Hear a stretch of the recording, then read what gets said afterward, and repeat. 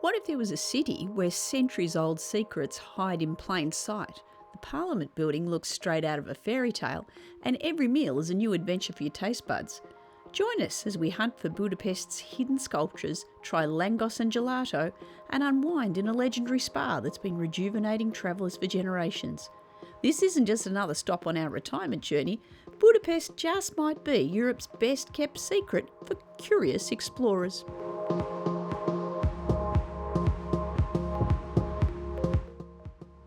Here we are in Budapest.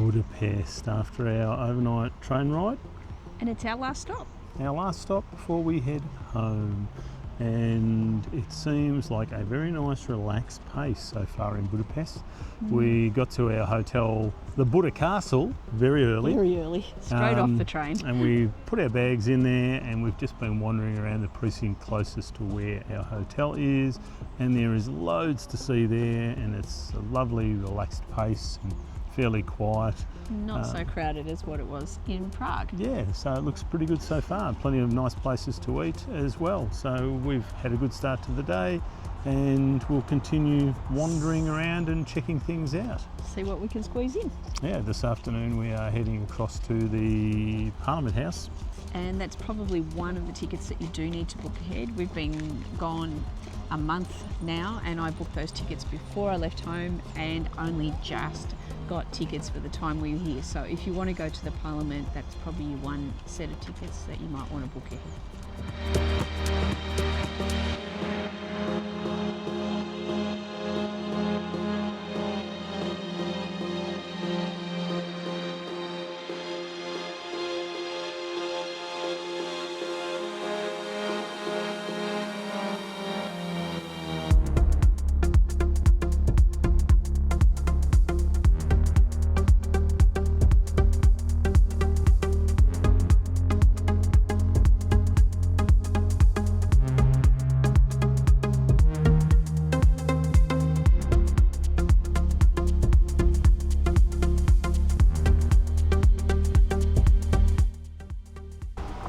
Today we're going to do the Hospital in the Rock tour, which is also a nuclear bunker from during the Cold War. You need a guide to do this tour, so you need to book. There are tours in a couple of languages. It's just on the back of the Buda Hill. It's only about 5 or 6 minutes from where we're staying, so you come across the back of the hill on Buda and you can walk down the stairs or ride the lift down. So really close and handy if you're staying up on the Buda Hill.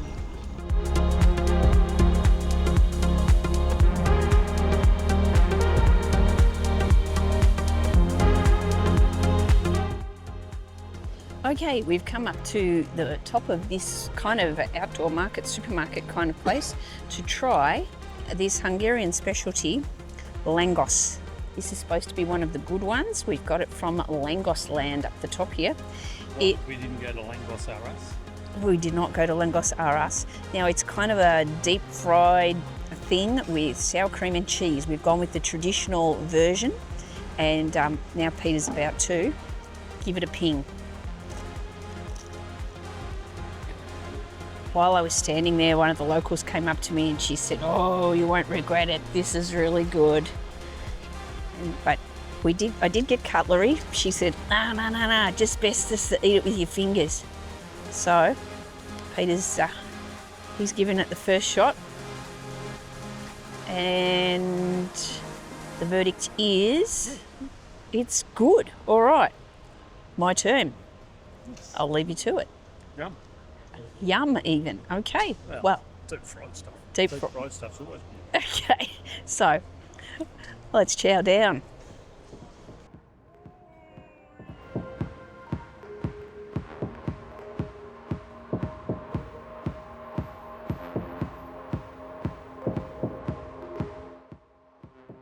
Well, we think we've found the coolest gelati shop in Budapest. It's called Gelato Rosa, and all the gelati comes out all shaped like a rose.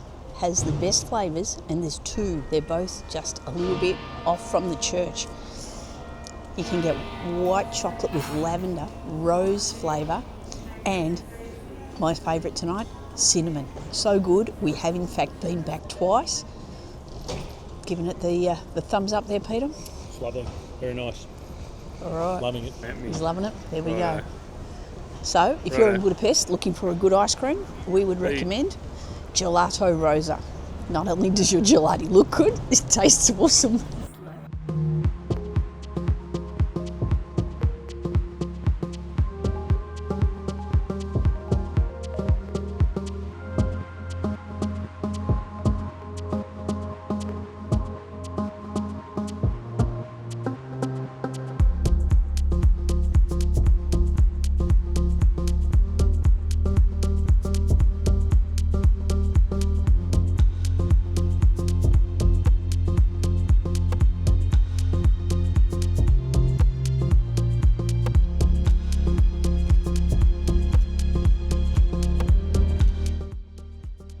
Well, this is our last full day in Budapest and we're going to have a go at the Gellert hot pools.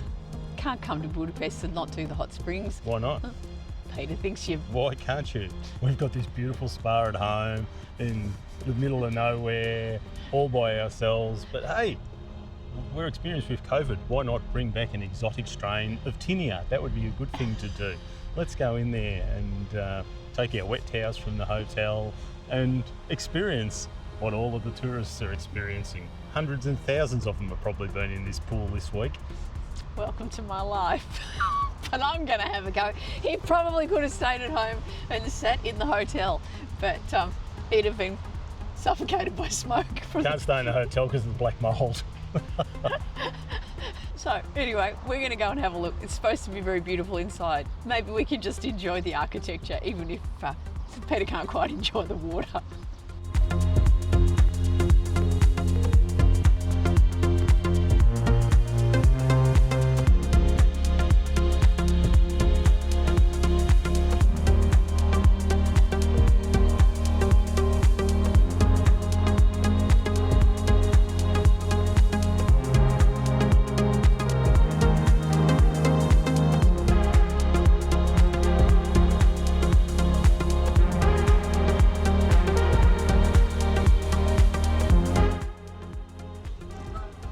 Well, we've got to the last day in Budapest. We're having a nice little sit by the side of the river here. Peter's recovered from his experience at the baths. I don't think I've recovered. I don't think you cure tinea that quickly. I don't know that you catch tinea that quickly, but... I could feel it crawling up my legs into a little bit of jock itch as well, I reckon.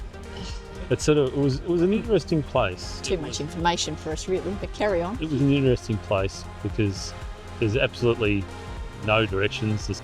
I felt sitting in that pool, sitting back, getting a bit zen and trying to take it all in. I felt like I was in the sequel to Cocoon.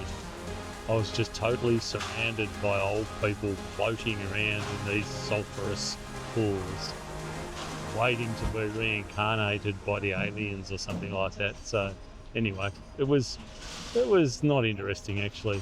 I paid $50 for something that was 100 times better in my own backyard in my own hot tub. So there you have the sum up of that one. But there's always a cure for a bad experience while you're travelling. That's just sitting in the sun, watching the river cruise boats go past, having a quiet ale, and generally just enjoying yourself. Now, one of the other activities that we've been up to on this adventure has been hunting down miniature sculptures. That's been pretty cool. I like that. When you told me about that before we left, I thought that might be a bit of fun. And you had that all under control, except for the finding them bit. But you had some documents and things like that, and we wandered around in circles aimlessly, and we found one or two, but it was good. I don't know how many we found. It was quite a few. And they're pretty cool because each one's got a little bit of a history behind them. They've been put up by, it's like a guerrilla sculptor. So the guy was originally, he was born in the Ukraine and then he migrated to Hungary. And so a lot of his sculptures have got quite a political tone to them, or they've got meaning to them. So We've found some cool little Hungarian dogs. We found the dogs, we found the tank, we found Kermit, we found, what else? We've found the Rubik's Cube, because of course that is was invented by a Hungarian. The guy in the hammock. Which I think was Franz Joseph, who was the emperor here at one point. Yep. And we're about to find the balloon dog with his bone, which is just down there a little bit, but we got thirsty on the way. So we're helping Peter to recover from his Gellert Baths experience. And which other ones do we have? We've got the loop-eared rabbit or something that we're going to find. Yeah, he's over on the top of the castle. He's at the top. Susan spins that gimbal around with her superior gimbal skills. Top of the funicular, over there somewhere. Oh, and there goes the tram. It's a bit like being home in Melbourne. Bit of a tram whizzing by. So yes, so we're going to hunt down the rest of this. That's been fun. So if you do come to Budapest and you like to do something a little bit different and walk a lot of miles, we've been walking about 12 to 15 k's a day, but sometimes you plan your route via finding another little sculpture somewhere. And I'm not sure how many it is. We'll flash them up on the screen, but I think there's 30 plus available. I think there's about 30. And I think we've probably only found half of them. I think we've probably found 12 or 13 of them or something like that, but it's been fun. Yeah, and it's apparently they are appearing all the time. So the locals are on the lookout for them, because he never says where they're going to appear. They do just appear. So probably we should put on the screen the name of the artist too, because I can't quite. It's like Kolodko or something like that. Kolodko? I don't know. Yeah, our Hungarian obviously leads a bit to me desire. I'm flashing it up on the screen right here, right now. How about that for the magic of television? Post-production. So that gives us a bit. This has been a lovely city to visit. Best city we've been to on this trip.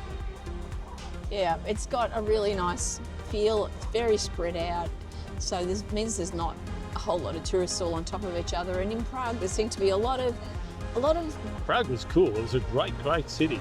Yeah. But it's just busy again with so many tourist groups. Lots of blokes, obviously having a blokes weekend in Prague. Yeah, maybe it's a spot to go for bucks nights. We saw a few pommy bucks nights there while we were there too. Not that there was any, there was no drama with them. It's just that there was lots of groups travelling around. Whereas now we're right up on the hill, up there, so up near quiet. the castle, and it's so quiet and it's lovely.